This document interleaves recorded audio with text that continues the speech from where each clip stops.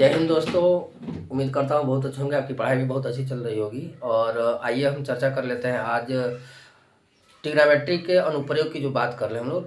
त्रिकोणमिति का अनुप्रयोग कक्षा 10 के जो 10वां 9वां चैप्टर है उसके बारे में हम लोग चर्चा करेंगे और बहुत विस्तार से समझेंगे और बेहतर भी समझेंगे। और एग्जाम के लिए एकदम मतलब कि इम्पोर्टेंट जो क्वेश्चन है उस क्वेश्चन को भी क्या करें हम लोग सॉल्व करने वाले हैं।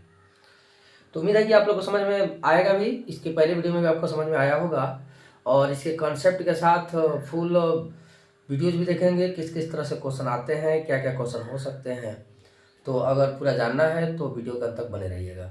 आइए शुरू करते हैं हम लोग। सबसे पहले यहाँ पे बात करेंगे हम लोग कि किस पे क्या करना है, इसकी बात करेंगे। देखिए, अगर मतलब कि ये जो हमारा आँख होता है, यहाँ से अगर हम किसी वस्तु को देखते हैं, जैसे मान लीजिए हमारा आँख हो गया, हम यहाँ से देख रहे हैं तो हमारे ऐसे मतलब क्या बनेगा, एक तो सीधी रेखा बनेगी, क्षैतिज रेखा, जिसको हम लोग कहते हैं क्षैतिज रेखा। क्या कहेंगे? क्षैतिज रेखा, क्षैतिज रेखा। अब यहाँ से अगर हम ऊपर की तरफ वस्तु को देखते हैं, जैसे मान लीजिए कोई वस्तु यहाँ है, हमारा हम जैसे देख रहे थे, अगर किसी वस्तु को ऊपर की तरफ देखना है तो अब यहाँ से जो हमारी मतलब की होकर के जो यहाँ तक जा रही है, यानी हमारी जो दृष्टि रेखा यहाँ से क्षैतिज रेखा था, इससे जो हम ऊपर जाएगी तो हमारी दृष्टि रेखा जो बढ़ रही है, इसको कहते हैं दृष्टि रेखा। क्या कहेंगे हम लोग? दृष्टि रेखा। ये दृष्टि रेखा हो गई। अब दृष्टि रेखा के बीच का जो ये जो कोण बनेगा, इसे हम कहेंगे थीटा, और इसको हम कहते हैं उन्नयन कोण। क्या कहते हैं? उन्नयन कोण। उन्नयन कोण।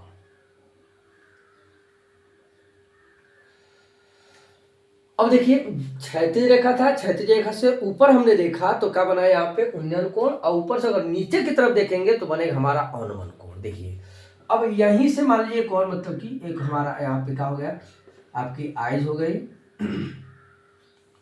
अब ये आपका हो गया। यहां से अगर हम नीचे की तरफ देखते हैं, कहाँ तरफ देखते हैं? नीचे की तरफ देखते हैं। अगर यहां से हम नीचे की तरफ देखते हैं, देखिए मान लीजिए कि यहाँ पे था कोई वस्तु, यहाँ पे है, उसको हम क्या कर रहे हैं? देख रहे हैं। तो ये आप हमारी क्या हो गई? क्षैतिज रेखा हो गई। क्या हो गई? क्षैतिज रेखा। अब यहां से अगर हम नीचे देखेंगे तो यहाँ से अगर नीचे हम देखते हैं तो ये बनता है यहाँ पे, यहाँ भी कोण बनेगा और इसको हम कहेंगे, ये भी हमारा अब दृष्टि रेखा हमारा ये हो जाएगा। नीचे देख रहे हैं हम लोग दृष्टि रेखा, और दृष्टि रेखा अब इसको हम लोग कहेंगे अवनमन कोण।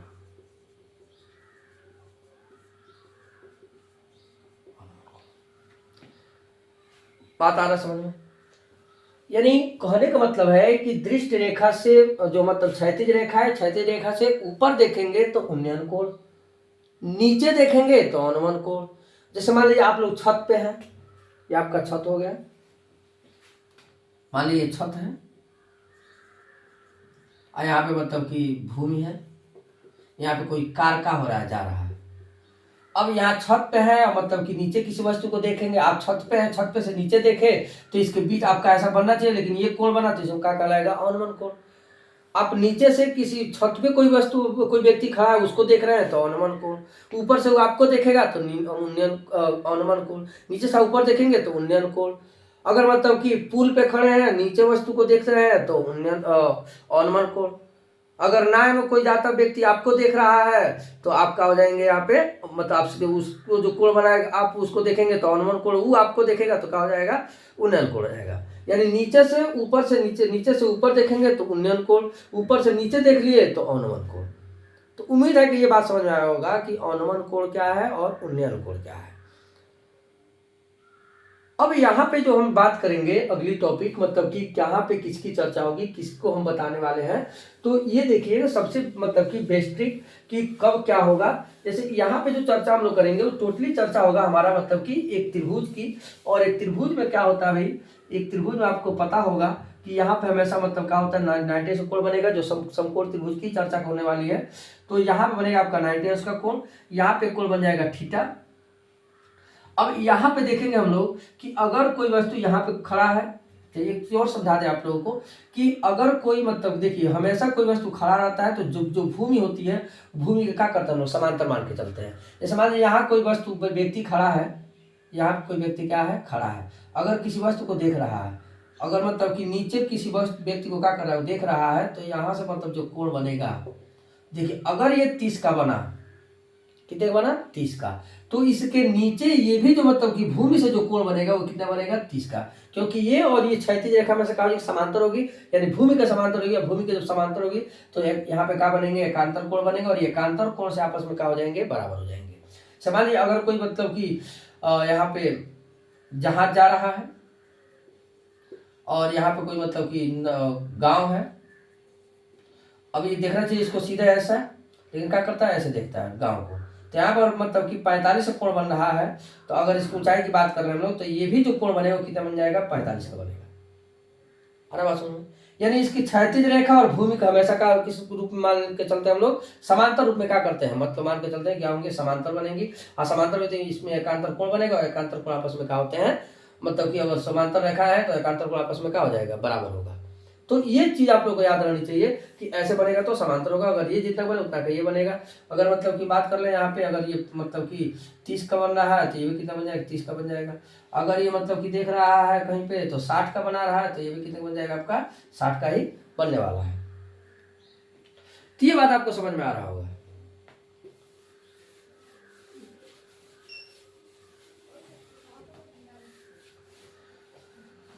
अब यहाँ पे बात कर लेते हैं हम लोग कि देखिए अगर मतलब कि लंब हो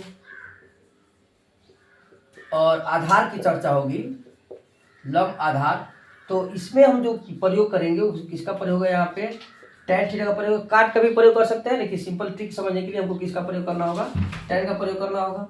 अगर यहाँ पे मान लीजिए कि लंब हो और क्या हो जाए, यहाँ पे कर्ण हो जाए, लंब और कर्ण पे चर्चा करना हो तो हमारे लिए बेहतर ऑप्शन है साइन, कहा जाएंगे साइन थीटा।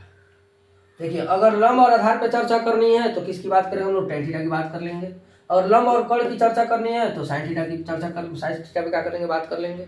याद रहना चाहिए आपको ये बात है कि लंब और आधार पे चर्चा होगी tan की, लंब और कर्ण पे चर्चा होगा साइन का।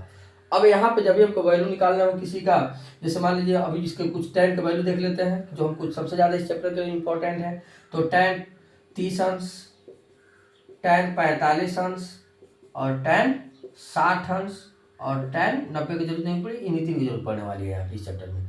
फिर कितना मिल जाएंगे आपको, साइन 30 अंश, साइन 45 अंश, साइन 60 अंश, तो tan 30 अंश का मान हो जाएगा बच्चा 1/रूट में कितना मिल जाता है आपको 3, tan 45 का मान मिल जाएंगे आपको 1, और tan 60 का मान कितना मिल जाएगा अंडर रूट में 3, और साइन 30 का मान कितना मिल जाएंगे 1/2, साइन 45 का मान मिल जाएंगे क्या नाम है 1/रूट में 2, और साइन 60 का मान मिल जाएंगे अंडर रूट में 3/2।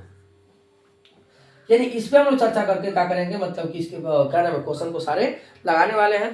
तो आप लोगों से उम्मीद है कि बेहतर ये टॉपिक समझ में आएगा कि अगर tan की बात करेंगे तो मतलब ये 3 का फार्मूला, ये 3 का फार्मूला आपको क्या होना चाहिए, मतलब कि ये वैल्यू और ये कुछ चीज़ है, और आप लोग बताएं लंब और आधार, तो उस चीज़ें पर आप लोग को याद होनी चाहिए, और ये याद रहता है, याद रखिएगा। अभी हम आगे इसका पूरा व्याख्या करने वाले कि इस पे कहाँ पे किस चीज़ को लगा रहे हैं, कैसे वहाँ पे मतलब कि बनाएंगे, तो देख लेते हैं इसको हम, मिटा दें, अगला क्वेश्चन कर लेते हैं। क्वेश्चन इस पे कि एक छड़ की लंबाई कितनी दी हुई, लंबाई का उसकी छाया से अनुपात कितना हो जाता है, एक संबंध है 3 है। तो कह रहा है कि सूर्य का उन्नयन कोण कितना होगा ये हमको बताना होगा। तो मान लीजिए कि एक छड़ है और इसकी ये छाया हो गई, ये छड़ हो गया, ये क्या हो गया उसकी छाया। अब कह रहा है कि इस छड़ की जो लंबाई है, लंबाई कितना मान लिया हम लोग 1, और इसकी ऊंचाई कितना यहाँ हो रहा है 3, छाया की, छाया के मतलब कि ये छड़ हो गया, छड़ की ये छाया हो गई, ये 1 है, ये कितना, ये संबंध है 3 है। तो कह रहे इसका सूर्य का उन्नयन कोण बताना है, यानी थीटा का वैल्यू हमसे क्या कर रहा है, पूछ रहा है कि थीटा कितना होगा। तो देखो हम अभी आप लोग से बताए हैं कि अगर लंब और आधार की चर्चा होगी तो लंब और आधार की चर्चा जब भी हम लोग करेंगे तो किसमें लाएंगे हम लोग, tan थीटा में। बोले हैं कि अगर लंब और आधार की बात होगी तो किससे करेंगे हम लोग, tan थीटा की। तो यहाँ पे हमारे पास देखिए लिखेंगे तो यहाँ पे ए हो जाएगा, यहाँ बी हो जाएगा, यहाँ का करेंगे हम लोग सी, त्रिभुज ABC में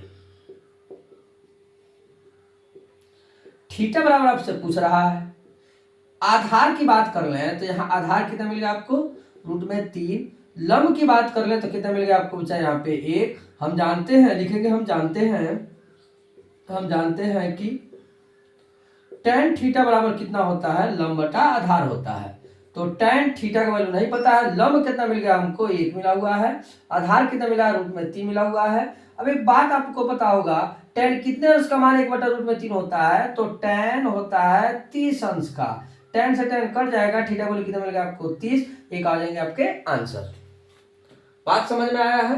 यानी इस बेस से हम क्या कर सकते हैं, आसानी से मतलब इसके वैल्यू को फाइंड कर सकते हैं। एक क्वेश्चन ऐसे आएगा, और जब भी ऐसे क्वेश्चन आता है तो बहुत ज्यादा नंबर में नहीं आने वाला है, 1 नंबर में आने वाला ऐसे क्वेश्चन है। ठीक है, ज्यादा उम्मीद है कि बहुत ज्यादा हमको आ गया, अभी 1 नंबर के क्वेश्चन ऐसे आएंगे। तो नेक्स्ट क्वेश्चन देख लेते हैं। कह रहे हैं कि भूमि के से एक बिंदु से जो मीनार के पाद बिंदु से 30 मीटर की दूरी पर है और मीनार के शिखर का उन्नयन कोण 30 अंश है, तो मीनार की ऊंचाई क्या कर दीजिए, ज्ञात कर दीजिए।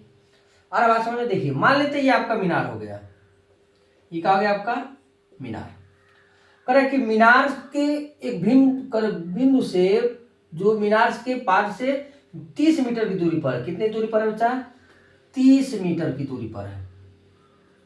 ठीक है, और कह रहा है कि बिंदु से 30 मीटर दूरी पर है, मीनार के शिखर का उन्नयन कोण 30 अंश है। यानी यहां से कोई देखता है इस शीर्ष को देखता है तो कितने अंश का कोण बनाता है, यहाँ पे 30 अंश का कोण बनाता है।